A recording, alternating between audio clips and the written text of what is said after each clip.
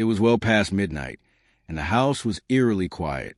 I sat in front of my laptop, my eyes glued to the screen, my mind swirling with the weight of a project that had consumed me for hours. That's when it happened. An email popped up, and as I read it, my world shattered. I stared at the screen, heart racing, struggling to grasp what I had just discovered. I hoped it was a nightmare, that I would wake up from it. But the reality of the situation set in. Marcus and I had been married for 6 years. We weren't the couple that anyone would label a fairy tale romance, but I had always believed we shared something strong, something real. I ran my own design studio, working tirelessly to keep afloat, while Marcus constantly told me how stressed and overwhelmed he was in his consulting job. One evening, he sat me down and said, "I've booked a solo trip to Europe. I need space to clear my head, recharge a bit." I was blindsided. We'd never taken vacation apart, not once. Still, I nodded, my stomach tight with unease.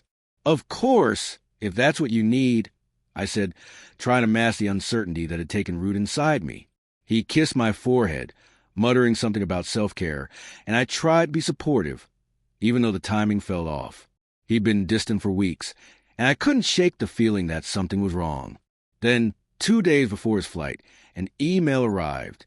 It was from the travel agency he'd booked through, an email that was addressed in my inbox, even though it had been years since he'd used my email for bookings. The subject line read, "Couples package confirmation, Marcus and Erica, Paris, Rome, and Santorini itinerary." My blood went cold. Erica, my stepsister, was the last person I wanted to see in this situation. She and I had never been close, but what unsettled me most was the way she'd always looked at Marcus, as if she thought he was hers to claim. I had brushed it off in the past, but this was something else. My heart pounded as I read on, my hand shaking. The itinerary was for a romantic getaway. Just the two of them.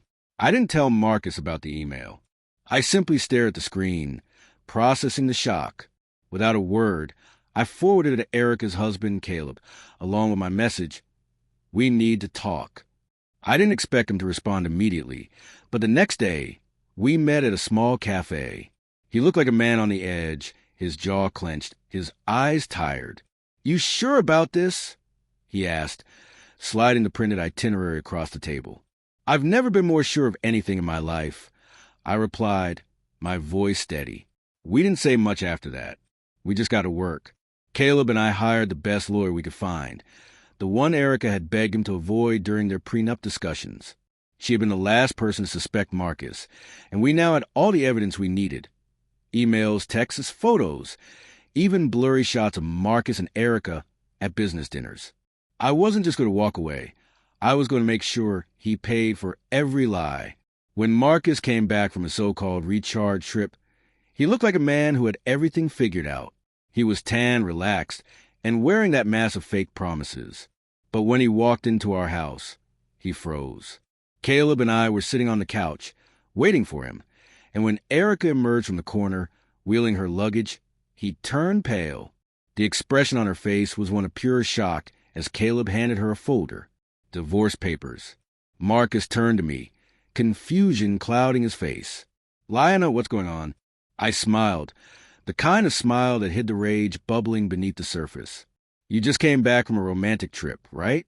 Hope you enjoyed it, because you're about to remember that as the most expensive vacation of your life." He blinked, bewildered. "What?" I cut him off before he could say more. "Check your inbox and your bank account. Everything is about to change." The next few hours were a blur of chaos. Marcus stormed into the house, slamming the door behind him.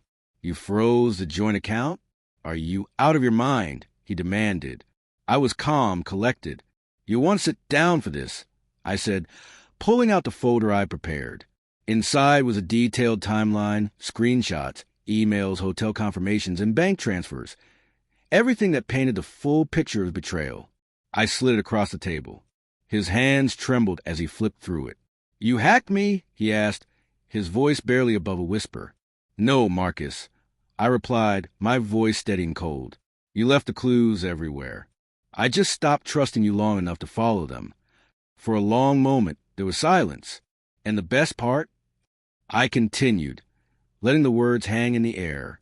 I wasn't just walking away. I was walking away smart.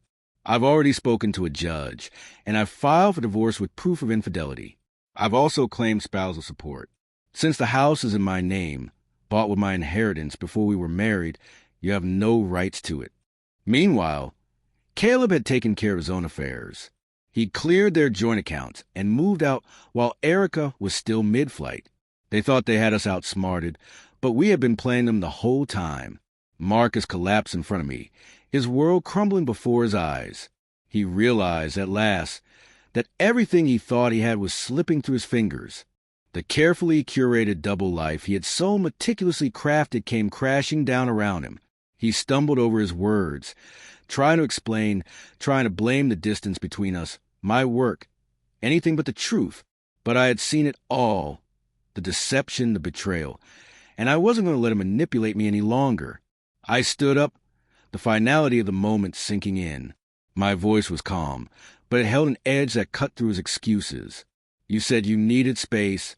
I said, each word deliberate, as if carving the truth into stone. Well, I'm giving it to you, forever. With that, I turned, walking away from the man I had once trusted, from the life we had built, and from the lies he thought he could keep living. As I closed the door behind me, I knew it was the last time I would ever look back.